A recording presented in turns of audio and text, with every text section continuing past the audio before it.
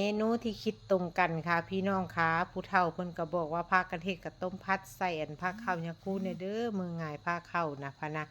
ซอยตาก็เลยจัดการค่ะพี่น้องคะ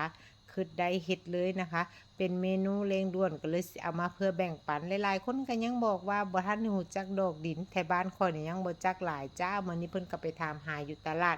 เบิ่งคลิปนี้เด้อค่ะพี่น้องคะเนาะ ผู้ซอยตาเก็บดอกดินมาไว้ประมาณตั้งแต่มือที่ได้เฮ็ดปวกนะคะไต่ส่วนเจ้าของกำนึงนี่แหละค่ะพี่น้องคะเอามาห่อใบตองไว้ลองเมืองว่าจากมือมันจังสีเนาก็เลยมื้อนี้เมนูเร่งด่วนในการทำข้าวต้มผัดจากดอกดินกลิ่นใบเตยก็เริ่มขึ้นแต่บ่ได้ทำการมากเข้าเด้อค่ะมาเบิ่งกันผู้ซอยตาเฮ็ดจังใดจ้าพี่น้องจ้าได้ดอกดินมากันล้างให้มันสะอาดคือเก่าค่ะทุกคนนะคะแล้วก็มาซอยๆเพื่อสิ บ่ให้เครื่องปั่นเฮาแบบว่าทำงานหนักนะคะทุกคนขาแต่มันก็บ่สดหามื้อที่เฮาเก็บมาสดๆเลยดอกว่าเพราะว่ามันค้างคืนบ่แม่น4-5มื้อแล้วติพี่น้องแต่ก็บ่เน่าเด้อจ้าใบตองพันเบิ่งไว้นะคะปั้นเอาแต่น้ำมันคือเก่าหั่นล่ะค่ะพี่น้องค่ะเพราะว่าหยังตอนมันกลางมันเฮาก็ทิ่มตัวเนาะค่ะทุกคนน้ำเฮามื้อนี้ปกติผู้ใช้ตาสิเฮ็ดให้พี่น้องเบิ่งน่ะ เฮาก็สิทำการไปแช่ข้าวแม่นบ่หม้าข้าวน่ะแม่ค่ะทุกคนค่ะเนาะหม้าข้าวเหนียวแล้วก็เอามานึ่งแล้วก็จะเอามาลงตีแต่มื้อนี้อยากสิบอกว่าบ่มีเวลาเอาไปแช่เด้อจ้า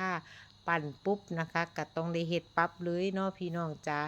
ก็เลยบอกคุณป้าแตวว่าค้างหดข้าวเลยคุณป้าแตวสองม้วยเด้อผู้ซอยตัสค่อยสิเป็นคนเฮ็ดอันเคี่ยวอันกะทิแล้วก็เฮ็ดสีสันท่าพะนะ ผู้ซอยตาก็ใส่ดอกดินคือเก่านี่แหละจ้ะพี่น้องจ้ะเอามาปั่นแล้วก็กรองเอาน้ำมันจังซี่ล่ะเนาะหลายๆคนก็อยากสิบอกว่ามันเฮ็ดได้ติผู้ซอยตามันเฮ็ดได้ค่ะพี่น้องค่ะในเวลาที่เร่งด่วนมีดอกดินจับมามันก็สามารถเพิ่มสีสันให้มันเป็นตะกินได้เดี๋ยวมาเบิ่งกันนะคะพี่น้องจ๋ามื้อนี้กะทิก็สิเป็นกะทิกล่องเพราะว่ากะทิมากบ่มีดอกค่ะบ่มีเวลาขูดค่ะพี่น้องค่ะมูลข้าวด้วย2มวยมันนี่เยียดๆนะคะ กะสิใส่กะทิไปหลายเติบพุ่นล่ะค่ะพี่น้องค่ะก็ยังบอกว่าอยากให้มันอยากให้มันหวานเนาะมันก็อยู่ที่ความชอบนะคะพี่น้องค่ะเฮ็ดแล้วมันบ่แซ่บบ่มีคนกินก็บ่ได้มีความประทับใจเด้เฮ็ดแล้วมีคนกินมีคนแซ่บบอกว่าแซ่บวันนี้ก็แซ่บก็เอาไปกินเนาะเจ้าภาพก็สิดีใจคือกันล่ะค่ะพี่น้องค่ะแต่เฮ็ดทั้งบ่มันทั้งบ่หวานเขาก็บ่อยากจังซั่นล่ะค่ะพี่น้องค่ะ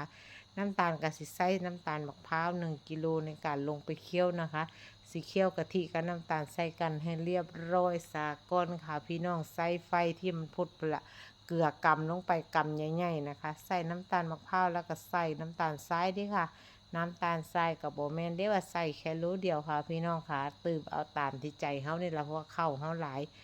จากนั้นนะคะมันเริ่มได้ที่มันพดก็เอาดอกดินที่เฮาทำการปั่นไว้น่ะมาเทลงไปเลยค่ะพี่น้องเทในกระทะนี่ละ เพราะว่าหยังเฮาหนึ่งขาวขาวบอกแล้วจ้าจากสีขี้ต้มที่เฮาปั่นจากดอกดินนะคะพอไปตีถึกน้ำร้อนอยู่ในกระทะใส่กันกับมะพร้าวมันก็จะกลับมาสีม่วงค่ะพี่น้องม่วงได้ม่วงดีม่วงอลีอโลพุ่นละเนาะเฮ็ดลองเบิ่งเด้อค่ะทุกคนค่ะเนาะค่ะมันเปลี่ยนสีได้น้ำตาลก็เติมเข้าไปอีกโลนึงนะคะเพราะว่า2 มวยวันนี้2 มวยเหยียดค่ะ1เข้าเรียบร้อย ปกติเขาบอกว่าจะมูนนะคนไทยจะมูนเป็นข้าวที่ข้าวแช่เฉยๆได้เป็นนะบ่ได้นึ่งแต่ความลับซุมค่อยคิดว่ามูนมันก็แซ่บกว่ากันเด้ค่ะมูนข้าวที่ไม่นึ่งแต่ว่ามันใส่เวลาดุนนะคะพี่น้องจ๋าก็เลยนะคะขออนุญาตหนึ่งเพื่อหยังความง่ายในการที่ทำแล้วก็มันก็สุกไวเนาะค่ะพี่น้องจ๋า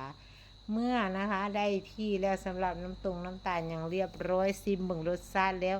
ข้าว2 มวยลงไปแบบกระทะใหญ่ๆจุกๆเนาะค่ะพี่น้องค่ะค่อยกระสิตีแบบนี้ละค่ะพี่น้องจุงเล้งจังสี่ละจ้ามันสีเหลวในเด้เนาะเพราะว่าข้าวมันยังบ่ทันได้อันอืดขึ้นไหมค่ะพี่น้องค่ะกับค้นไปเรื่อยๆนะคะในการม้วนไปเรื่อยๆใส่กำลังแขนลายเติบอย่างเพราะว่าอย่างมันก็หลายเด้ค่ะข้าว2 มวยแต่ว่ากับตีรอบเดียวเทื่อเดียวเลยก็จะมีพึ่งน้อยหนาเขามาจับกระทะให้ ตบท้ายด้วยกะทิอีกกล่องนึงพี่น้องว่ามันสิบ่มันบ่หวานจังไดจ้าเนาะเป็นตาแซ่บบ่พี่น้องว่าจากที่หน้าตาถ้าเฮาตีเป็นข้าวขาวมันก็หวานมันคือกันแต่หน้าตามันอาจสิบ่มีสีสันเฮ็ดให้ยากมันบ่